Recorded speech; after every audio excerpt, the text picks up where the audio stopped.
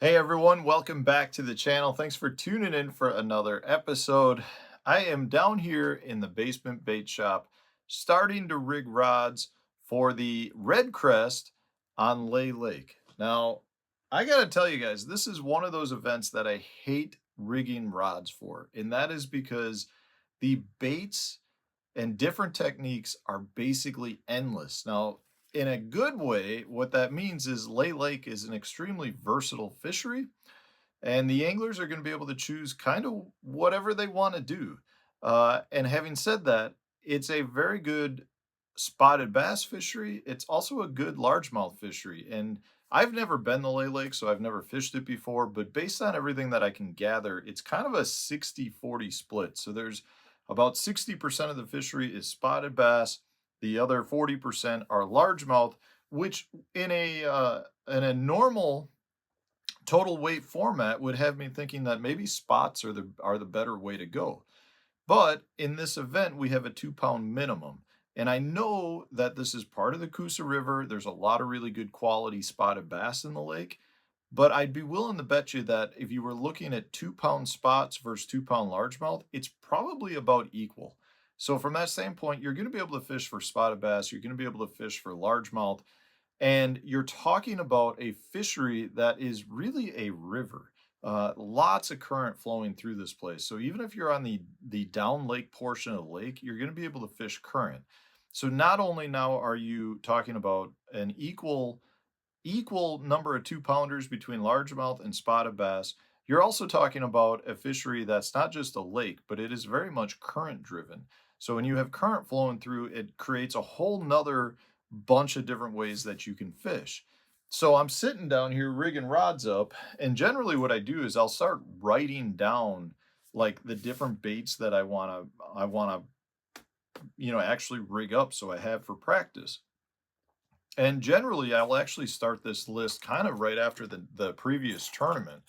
And the reason for that is it's just, I just sit here and I'll think, or, I'll be driving to drop the kids off at school and I'm thinking about different things I want to do and I'll write it down so I don't forget because by the time I get to the tournament, I'll be sitting down here rigging up 25 different rods, which is great because I'm prepped and have it, but I really write everything down so that I know I'm not forgetting anything because there are a lot of techniques. Like I just thought of one that I want to write down. Because otherwise, after you've rigged up 20 rods, you think you got everything, and then you get to the lake and you don't have it rigged up. So the one I just thought of is a floating worm. I thought of it the other day, forgot to write it down. I've got it now. But so we're right on that cusp of full-blown pre-spawn to full-blown spawn. At least that's what I think. I think we're probably still a little bit more pre-spawn than spawn, but there will absolutely be fish that are spawning. We've got a little bit of a warming trend that's starting to pull through. So I think you're going to be able to do a little bit of everything. And a floating worm is one that can generate a lot of bites, especially during this time of year. So based on lake conditions right now, it looks like the lake, doesn't fluctuate a whole lot. It looks like it's pretty clear throughout the entire fishery, which is uh, decent. For me, I tend to prefer clear water, but it keeps the lake opened up. It's going to spread out a lot of anglers, and it's going to bring into play a lot of different techniques from shallow to deep. So sitting down here looking at the baits that I'm going to rig up, one of the first ones, I'm going to rig up a lipless crankbait. I may have a couple of lipless crankbaits tied up. I've seen some of the videos I've watched on Lay Lake. I've seen a lot of lipless crankbaits play. It's a great spotted bass bait. It's a great largemouth bait, and it's a really good current bait. So if you do have some current seams and kind of shallow water flats, a lipless will be really good. So I'm going to have probably 2 lipless crankbaits tied up, one a natural color, one more of your traditional red style craw baits. Another power fishing technique is a punch rig. I'm going to have some sort of heavy Texas rigged with heavy braided line so that I can punch some of the shoreline grass. There's a lot of grass in this lake. It's emergent. I think it's like gator grass. I think it's a little bit of that hay grass. So from that standpoint, I know the fish can get into that. So I'm going to have a heavy punch rig rigged up, which I absolutely love. I don't know that it's going to be a huge player in this event because I don't know that you'll get the number of bites that you need to compete. Again, not being familiar with this, like I don't know what weights we're looking for in a total weight format. And I think the 2 pound minimum is going to limit the number of fish pretty drastically. I think there's probably a lot of fish that are in that pound and 3/4 range that won't do any good for us. But my thought on this is you're probably looking for to advance to the top 20. So it's top 50 anglers fish it to advance to the top 20 to make day 3. I think you're probably going to have to catch 12 scoreable bass a day for those first 2 days. So 4 keepers per period.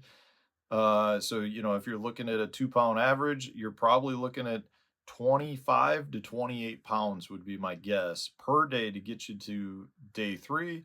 And I'm willing to bet you it'll probably be about the same to get to the top 10. So that's kind of the goal. I just don't know that you're going to generate that many bites if you're doing something specific like throwing a jig at docks or laydowns or fishing punch rig. Now, having said that, Lay Lake has some really big largemouth in it, and if you can catch some 4 to 6 pounders mixed in, that decreases the number of overall fish that you need to catch to get to that, say that 28 pound mark. Really don't know what to expect, but I definitely will have a punching rig of some form set up.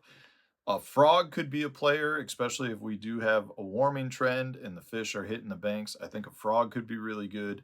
I think other topwater baits could be really good too for covering water, especially if you can find some areas where the spots are schooled up.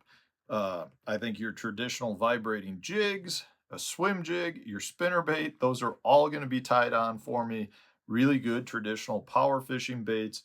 And then, I'll probably have just a flipping jig and an Ozark rig for fishing some docks, some laydown, some isolated targets. And then the last power fishing rig is I'll have some shallower running cranks. This little Dime 6 is going to get tied on. And that's something, again, that's really good for your spots. It's really good for your largemouth. And I could see that being a major player. So a lot of different power fishing baits will come into play. Now, because you're talking about spotted bass and potentially around the spawn, it also means I'm going to have a pile of finesse baits rigged up. I mentioned the floating worm. I'm going to have that tied on. I'm going to have a wacky rig tied on.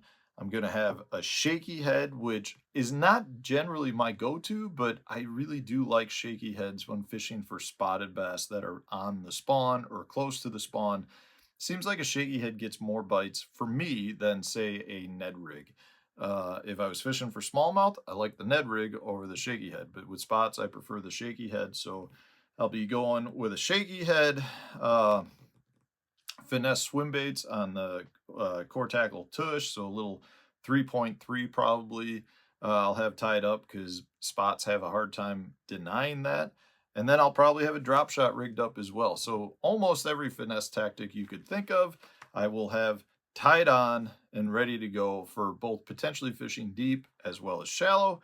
And then you've got a whole nother category, which I'm sure you guys are like, why are you not talking about this? You've got your forward-facing sonar cell baits. So I'm going to have a hover rig tied up for sure. I'm going to have some mid-strolling baits with a tush rigged up. I'll probably have a 1/4 ounce ball head or even 3/8 ounce. I don't know how deep the fish are going to be.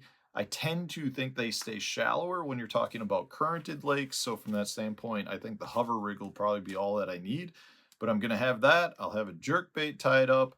And then I'll have the Berkeley finisher probably tied on as well, maybe even the Kredge.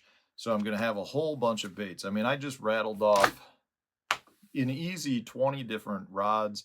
I'll probably, because I'll have a couple of different baits in different colors, different sizes. I'm probably going to have 20, I'll say 28 rods rigged. Like, this is not at all what I like to do when I go to tournaments. I really like going to places like, Okeechobee, where I'm going to have 7 rods rigged up. Like, it makes it really easy. In this case, there's a lot of time that gets spent experimenting with all the different techniques that you've got rigged up. I mean, I probably rattled off 15 legit different techniques. Well, if you give each one of those techniques an hour, that's kind of 2 days of practice at that point. It doesn't give you that much time to really figure out which technique, which color, which bait.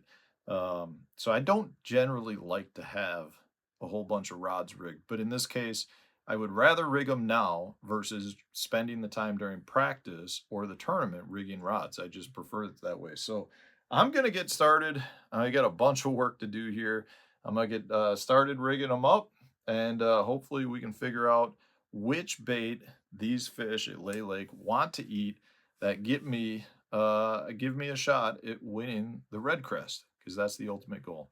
So thanks for watching, guys. I appreciate all the support. Stay tuned. We'll have a new video coming out tomorrow for you.